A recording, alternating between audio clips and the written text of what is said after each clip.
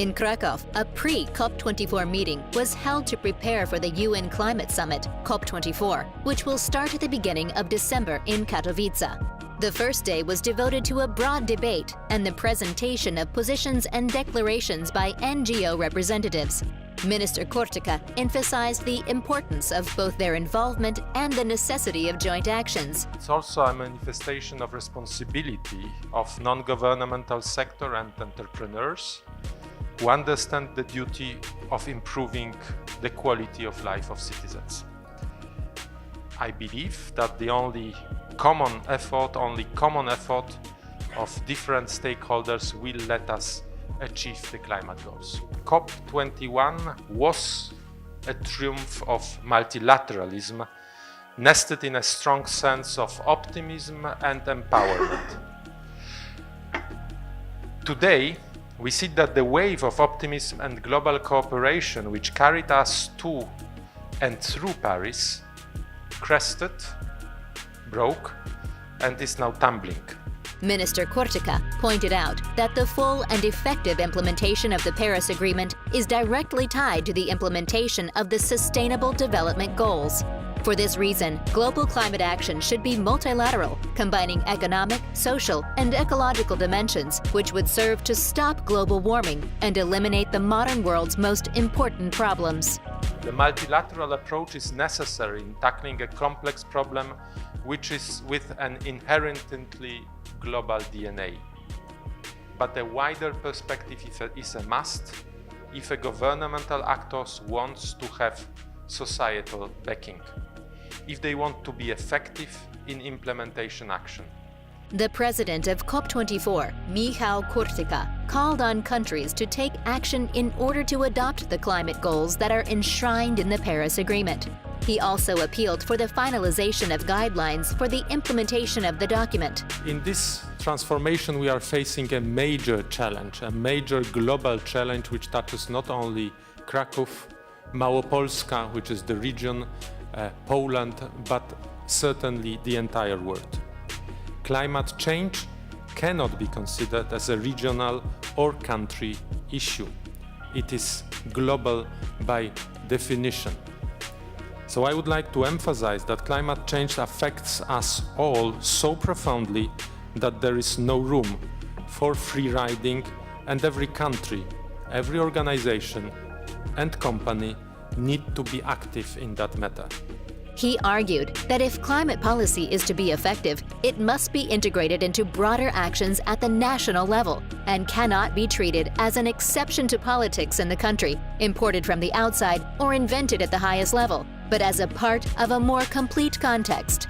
He also noted the social dimensions of the project. We would like also in this transition to leave nobody behind. No people, no entrepreneurs, no workers can be left behind, because the only way to success is to provide inclusive industrial and economic transformation.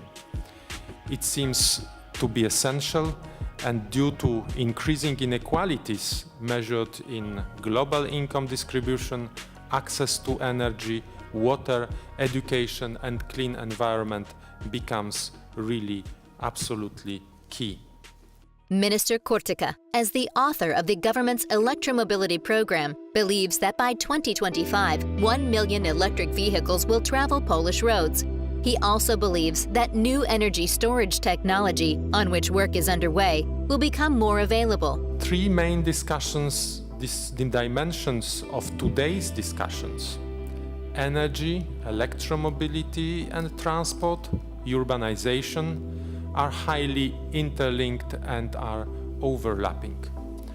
Revolution of clean transport can bring absolutely new quality of life not only to the richest societies, but also to those in rapidly urbanizing countries. It will change energy sector by making energy storage more affordable than any time before. Sharing economy in mobility will redefine our concept of using car and probably the car itself. We need interconnected sustainable energy and transport system, optimizing energy consumption and lowering environmental impact of both sectors. climate challenge is in front of us. Laurent Fabius, the French politician who led the climate summit in Paris in 2015, where the Paris Agreement was signed by all of the countries in the world, left no illusions. The threat to the environment requires immediate, radical action, he stressed.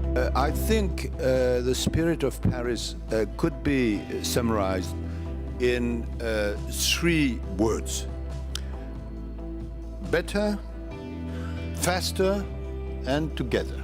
Fight against climate disruption cannot be won without this common approach. The awareness of the necessity to act has grown at a more rapid rhythm in the business community than within governmental circles. This word together is necessary for negotiation. There are many reasons why Paris was a success, but one of the reasons was that, I remember this sentence, we were speaking more about green lines than red lines. And I wish it could be the same during this PreCOP and during the COP. Part of the PreCOP24 conference was held with representatives of enterprises and state institutions from around the world. During this event, the vision for cities' futures, the prospects for the development of electromobility, and the challenges facing the energy sector were the main topics of discussion. We know that the time for adopting the rulebook and for maintaining the credibility of this process is now. COP24 is only 40 days away. Our success is not guaranteed just yet. There is still an extraordinary amount of details to sort out. Who cares about Paris? Who cares about the global climate action cares about success in Katowice. At this meeting, we tried to translate the detailed technical issues into broader questions, a higher general level questions. On this basis, we hopefully can provide our experts and our negotiators with further political guidance. Patricia Espinosa, Executive Secretary of the Climate Convention, spoke about the latest report from the IPCC, which indicated that if global warming continues at the current rate and the world does not take urgent action, we will all feel its consequences. We are almost out of time. It is not rhetoric, it's reality. It is not politics, it is science. And it is not a suggestion, it is a warning that we are in danger of running out of time before runaway climate change is beyond our control. The politicians agreed that the December meeting in Katowice may be the last chance for implementing ambitious climate policy, which is why it is so important that everyone is prepared for the upcoming COP24. I ask all of you to take one message back to your countries, that people of the world want us to achieve results at COP24, and we intend to reach those goals. So let's prepare accordingly. Let's get ready to work. Let us recommit to multilateralism, and let's finish the job the world demands from us.